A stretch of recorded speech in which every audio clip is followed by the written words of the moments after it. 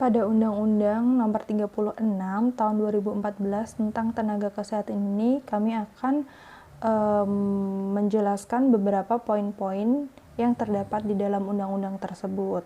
Namun, jika teman-teman ingin mengetahui secara persis bagaimana bunyi-bunyi ayatnya secara lengkap dan jelas, mungkin teman-teman ingin memahaminya lebih lanjut, teman-teman bisa mendownload atau search di Google untuk Undang-Undang Nomor 36 Tahun 2014 tentang Tenaga Kesehatan.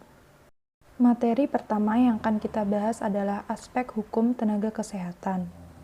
Di sini ada undang-undang terbaru, yaitu Undang-Undang Nomor 36 Tahun 2014 tentang Tenaga Kesehatan. Undang-undang ini disahkan tepatnya pada tanggal 17 Oktober 2014.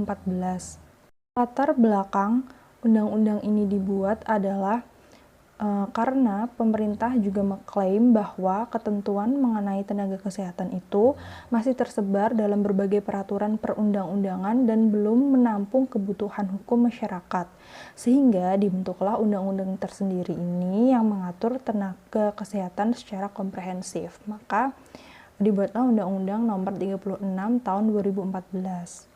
Poin yang pertama yang akan kami jelaskan adalah jenis tenaga kesehatan berdasarkan Undang-Undang Nomor 36 Tahun 2014 tentang tenaga kesehatan. Yang pertama, di sini ada banyak sekali ya. Nah, yang pertama itu ada tenaga medis. Tenaga medis itu mencakup dokter umum, dokter gigi, dokter spesialis, dokter gigi spesialis. Selanjutnya ada tenaga psikologi klinis, mencakup psikologi klinis. Kemudian ada tenaga keperawatan, mencakup perawat kesehatan masyarakat, perawat kesehatan anak, perawat maternitas, perawat medikal bedah, perawat geriatri, perawat kesehatan jiwa. Tenaga kebidanan mencakup bidan, tenaga kefarmasian mencakup apoteker, tenaga teknis kefarmasian, tenaga kesehatan masyarakat mencakup epidemiologi kesehatan, tenaga promosi kesehatan dan ilmu perilaku, pembimbing kesehatan kerja, tenaga administrasi dan kebijakan kesehatan, tenaga biostatistik dan kependudukan, fisioterapis, tenaga kesehatan reproduksi dan keluarga. Tenaga kesehatan lingkungan mencakup tenaga sanitasi lingkungan, entomolog kesehatan, dan mikrobiologi kesehatan. Tenaga gizi mencakup nutritionist dan dietitian. Tenaga keterapian fisik mencakup fisioterapis, okupasi terapis, terapis bicara, dan akupuntur. Tenaga keteknisian medis mencakup peregang medis dan informasi kesehatan, teknik kardiovaskuler, teknisi pelayanan darah, retraksionis optician atau optometris, teknisi gigi, penata anesti, terapis gigi dan mulut, audiologis. Tenaga biomedika mencakup radiografer, elektromedis, ahli teknologi laboratorium medik, fisikawan medik, radioterapis, ortodik, prostetik. Tenaga kesehatan tradisional mencakup tenaga kesehatan tradisional ramuan, tenaga kesehatan tradisional keterampilan. Selanjutnya ada ketentuan-ketentuan ketenagaan berdasarkan Undang-Undang Kesehatan Nomor 36 Tahun 2014. Yang pertama, perencanaan pemerintah dan pemerintah daerah itu wajib memenuhi kebutuhan tenaga kesehatan, baik itu dalam jumlah, jenis, maupun dalam kompetensi, secara merata untuk menjamin keberlangsungan pembangunan kesehatan. Untuk perencanaan, pengadaan, pendayagunaan, pembinaan, pengawasan mutu tenaga kesehatan, itu semua diatur di dalam peraturan pemerintah. Selanjutnya, ketentuan yang kedua adalah tenaga kesehatan itu mempunyai wewenang untuk menyelenggarakan pelayanan kesehatan sesuai dengan ketentuan sebagai berikut. Yang pertama, dilakukan sesuai dengan bidang keahlian yang dimiliki. Yang kedua, dalam menyelenggarakan pelayanan kesehatan, tenaga kesehatan itu wajib memiliki izin pemerintah, tidak boleh ilegal. Kemudian yang ketiga, selama memberikan pelayanan kesehatan tersebut, dilarang mengutamakan kepentingan yang bernilai materi. Ketentuan yang ketiga tentang etika dan kode etik tenaga kesehatan. Jadi, tenaga kesehatan yang berwenang menyelenggarakan pelayanan kesehatan itu harus memenuhi ketentuan yang pertama kode etik, kedua standar profesi, ketiga hak pengguna pelayanan kesehatan, keempat standar pelayanan, dan kelima standar prosedur operasional. Untuk ketentuan mengenai kode etik dan standar profesi ini diatur oleh organisasi profesi yang bersangkutan. Misal dokter, ada nanti organisasi untuk dokter, misal ahli gizi, persagi, seperti itu. Sedangkan ketentuan mengenai hak pengguna pelayanan kesehatan, standar pelayanan, dan standar prosedur operasional itu diatur dengan peraturan Menteri Kesehatan. Bisa dicek sendiri nanti untuk peraturan Menteri Kesehatan. Ketentuan yang keempat adalah pendidikan dan peningkatan mutu kesehatan, tenaga kesehatan diselenggarakan oleh pemerintah daerah, dan atau masyarakat. Maksudnya di sini adalah program pelatihan dan tenaga pelatih itu harus sesuai dengan standar profesi dan standar kompetensi yang diselenggarakan oleh institusi penyelenggara pelatihan yang terakreditasi. Jadi, mau siapapun yang menyelenggarakan, baik pemerintah daerah, atau masyarakat, harus sesuai dengan ketentuan tersebut. Untuk penyelenggaraan tersebut, yang bertanggung jawab adalah pemerintah dan pemerintah daerah. Ketentuan kelima tentang pendayagunaan dan penempatan. Jadi, pemerintah mengatur penempatan tenaga kesehatan itu untuk pemerataan pelayanan kesehatan. Sedangkan pemerintah daerah dapat mengadakan dan mendayagunakan tenaga kesehatan sesuai dengan kebutuhan daerahnya masing-masing. Pengadaan dan pendayagunaan tenaga kesehatan ini dilakukan dengan memperhatikan hal-hal sebagai berikut. Yang pertama, jenis pelayanan kesehatan itu disesuaikan dengan kebutuhan masyarakat atau yang dibutuhkan masyarakat. Yang kedua, jumlah sarana pelayanan kesehatan. Yang ketiga, jumlah tenaga kesehatan sesuai dengan beban kerja pelayanan kesehatan yang ada.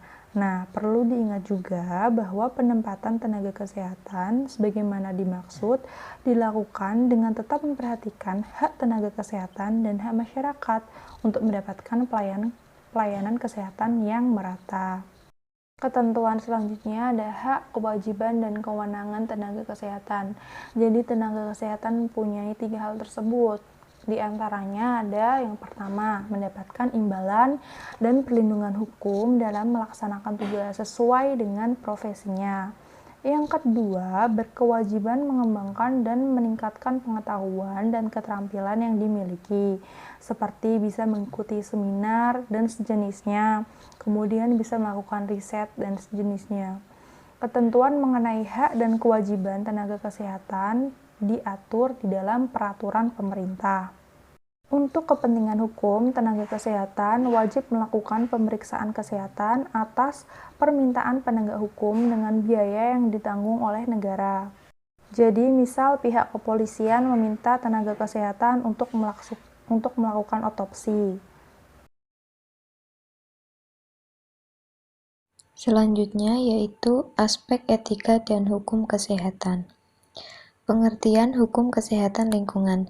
Hukum lingkungan adalah keseluruhan peraturan yang mengatur tingkah laku orang tentang apa yang seharusnya dilakukan atau tidak dilakukan terhadap lingkungan, dan pelaksanaan peraturan tersebut dapat dipaksakan dengan suatu sanksi oleh pihak yang berwenang.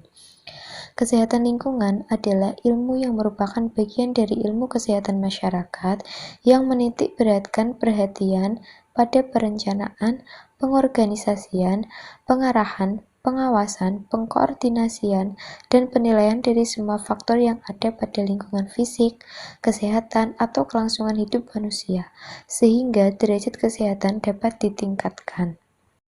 Next, ruang lingkup kesehatan lingkungan. Terdapat dua pendapat, yaitu menurut World Health Organization atau WHO, ada 17 lingkup kesehatan lingkungan, yaitu dapat dibaca sendiri di slide.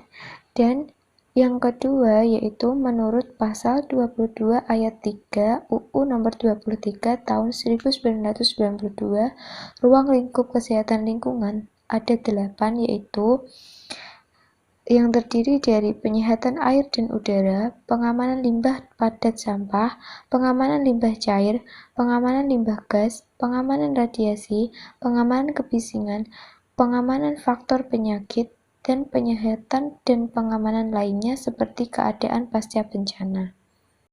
Selanjutnya, sasaran kesehatan lingkungan.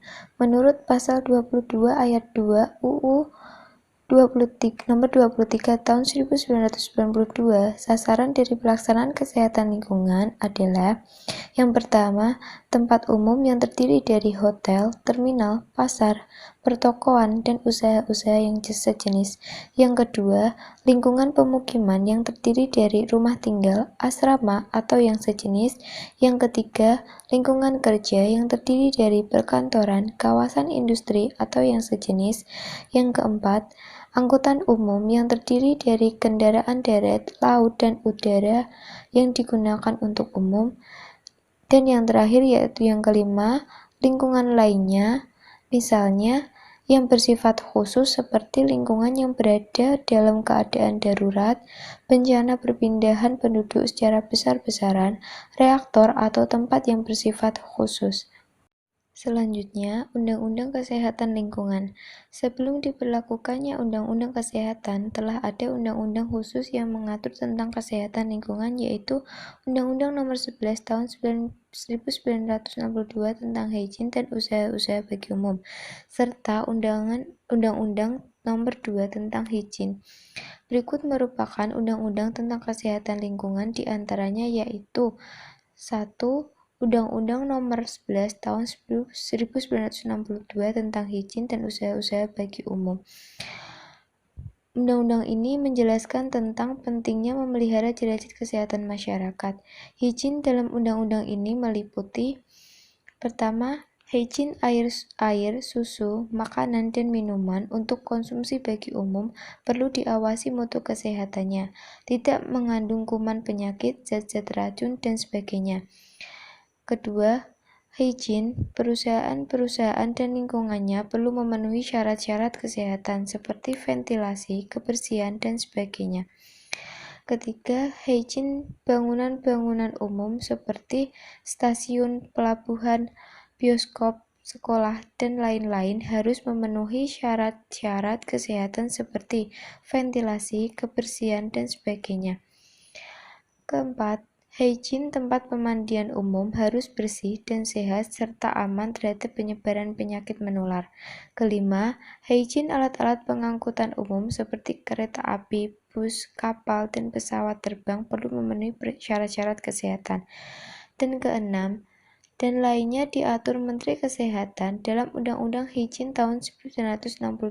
Ini juga telah dicantumkan sanksi hukum pidana bagi yang melanggarnya berupa pidana dan kurungan dan atau denda.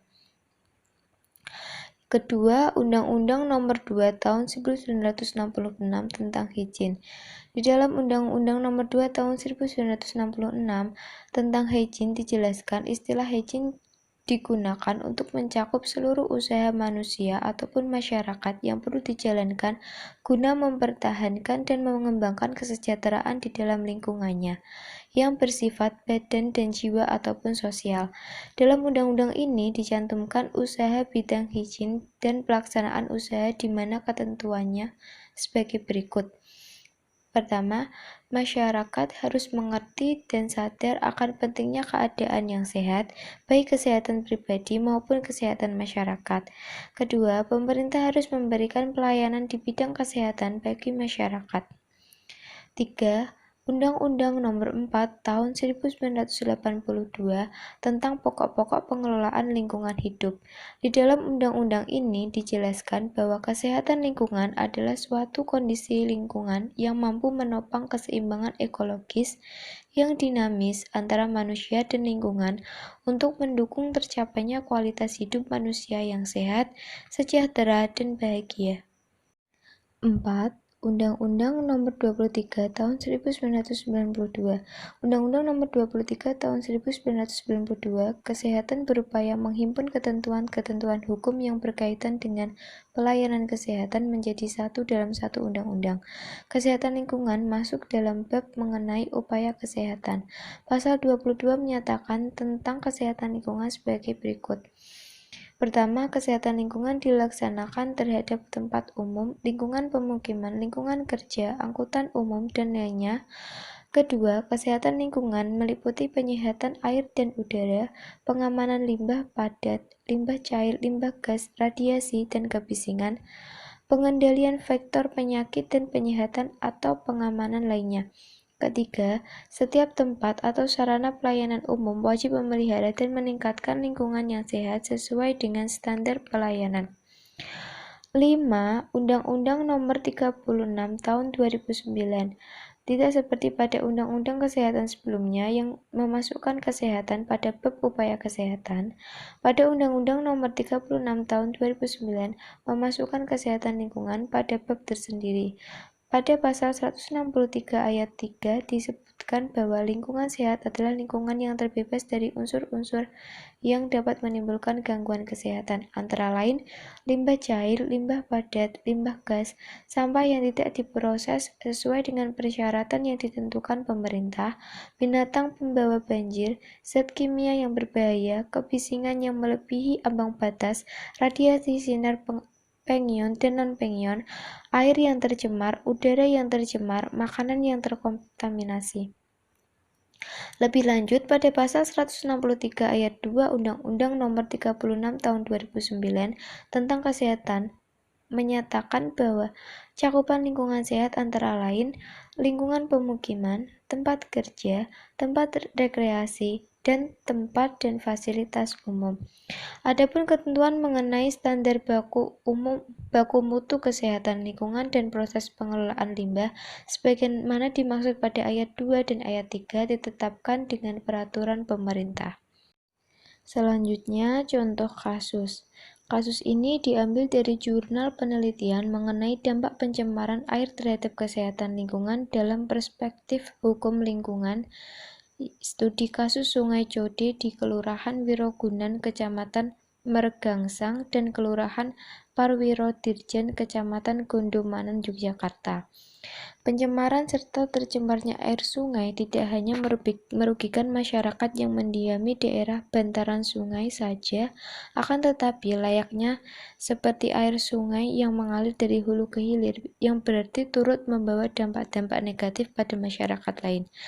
Penelitian ini merupakan penelitian hukum empiris, yaitu melakukan pemecahan masalah yang diteliti dengan menggambarkan keadaan subjektif penelitian berdasarkan fakta-fakta yang ada, dikaitkan dengan aplikasi peraturan hukum dalam bidang hukum lingkungan yang mengatur mengenai pencemaran lingkungan, khususnya yang terkait dengan masalah pencemaran air dan kesehatan lingkungan. Bahan penelitian dilakukan dengan penelitian lapangan dan penelitian kepustakaan. Dari hasil penelitian, didapatkan pelanggaran, yaitu yang pertama, kondisi Sungai Code dalam lokasi penelitian tersebut memang sangat memprihatinkan. Hal ini disebabkan secara fisik dapat terlihat berwarna keruh, berasap dan berbau, banyak sampah yang teronggok dan ikut terbawa aliran sungai. Sampah tersebut berasal dari perilaku beberapa warga yang membuang sampah sembarangan di sungai serta limbah cair rumah tangga. Aspek hukum yang dilanggar yaitu Peraturan Daerah Kota Yogyakarta Nomor 18 Tahun 2002 tentang pengelolaan kebersihan. Dalam pasal 14 butir A yang menjelaskan bahwa siapapun dilarang membuang sampah ke sungai, saluran air hujan, saluran air limbah, dan saluran pengairan. Yang kedua, berdasarkan penelitian di lapangan, ditemukan bahwa pemukiman warga di sekitar Sungai Code di Kelurahan Prawiro Dirjen, Kecamatan Gondomanan, banyak yang berada di pinggir sungai. Hal ini tidak sesuai dengan ketentuan penataan ruang yang ada. Aspek hukum yang dilanggar yaitu Peraturan Menteri Pekerjaan Umum Permenpu Nomor 63 PRT 1993 tentang garis sempadan sungai, daerah manfaat sungai, daerah penguasaan sungai, dan bekas sungai. Yang ketiga, lokasi permukiman warga yang terletak di daerah aliran sungai tersebut termasuk dalam kawasan lindung karena sangat rawan bencana seperti banjir dan tanah longsor. Fenomena tersebut mengindikasikan terjadinya suatu penurunan kualitas lingkungan hidup yang seharusnya dikelola oleh warga yang bersangkutan. Aspek hukum yang dilanggar yaitu Pasal 7 UU PLH yang menjelaskan bahwa masyarakat mempunyai kesempatan yang sama dan seluas-luasnya untuk berperan dalam pengelolaan lingkungan hidup. Oke, selanjutnya kita akan membahas aspek etika dan hukum kesehatan kerja. Pertama, kita akan bahas dulu pengertian hukum kesehatan kerja. Hukum kesehatan kerja adalah semua ketentuan hukum yang berhubungan dengan pemeliharaan pelayanan atau pelayanan kesehatan kerja dan penerapannya, serta hak dan kewajiban baik dari perorangan maupun segenap lapisan masyarakat. Ada juga pengertian kesehatan kerja adalah spesialisasi dalam ilmu kesehatan atau kedokteran, beserta prakteknya yang bertujuan agar pekerja, masyarakat, pekerja memperoleh derajat kesehatan yang setinggi-tingginya, baik fisik, mental, maupun sosial, dengan usaha preventif dan kuratif terhadap penyakit-penyakit atau gangguan-gangguan kesehatan yang diakibatkan oleh faktor-faktor pekerjaan dan lingkungan kerja, serta penyakit-penyakit umum. Ada juga pengertian kesehatan, yaitu suatu keadaan atau kondisi badan atau tubuh yang terlindungi dari segala macam penyakit atau gangguan yang diakibatkan oleh pekerjaan yang dilaksanakan. Selanjutnya itu sasaran kesehatan kerja. Ada beberapa sasaran yang harus diketahui mengenai kesehatan kerja. Yang pertama itu mencegah terjadinya kecelakaan di tempat kerja khususnya. Kemudian mencegah timbulnya penyakit akibat pekerjaan, mencegah atau mengurangi kematian. Selanjutnya mencegah atau mengurangi cacat tetap. Selanjutnya mengamankan material, konstruksi, pemakaian, pemeliharaan bangunan, alat-alat kerja, mesin-mesin, pesawat-pesawat, instalasi-instalasi, dan sebagainya. Kemudian meningkatkan produktivitas kerja tanpa memeras tenaga kerja dan menjamin kehidupan produktifnya. Kemudian mencegah pemborosan tenaga kerja, modal, alat-alat, dan sumber-sumber produksi lainnya pada saat bekerja dan sebagainya. Dan terakhir itu menjamin tenaga kerja sehat, bersih, nyaman, dan aman sehingga dapat menimbulkan kegembiraan dan semangat kerja bagi para pekerja. Bahasan selanjutnya yaitu Undang-Undang Kesehatan Kerja. Yang pertama itu Undang-Undang Kerja pada tahun 1948 sampai 1951. Peraturan Pemerintah Nomor 1 tahun 1951 itu mengatur tentang jam kerja, cuti tahunan, cuti melahirkan, cuti haid bagi pekerja wanita, peraturan tentang kerja bagi anak, orang muda, wanita, persyaratan tempat kerja, dan lain-lain. Kedua itu Undang-Undang Kecelakaan yang diumumkan pada tahun 1947 dinyatakan berlaku pada tahun 1951. Undang-undang kecelakaan ini disebut juga Undang-Undang Kompensasi Pekerja. Mengatur tentang penggantian kerugian kepada buruh yang mendapat kecelakaan atau penyakit akibat kerja. Beberapa pasal yang patut diketahui terkait undang-undang kecelakaan, yaitu pertama, di perusahaan yang diwajibkan memberi tunjangan, majikan berkewajiban membayar ganti rugi kepada buruh yang mendapat kecelakaan berhubungan dengan hubungan kerja pada perusahaan itu. 2. Penyakit yang timbul karena hubungan kerja dipandang sebagai kecelakaan. Ketiga, jikalau buruh meninggal dunia akibat kecelakaan yang demikian itu, kewajiban membayar kerugian itu berlaku terhadap keluarga yang ditinggalkannya, dan seterusnya. Ketiga, Undang-Undang Keselamatan Kerja pada tahun 1970.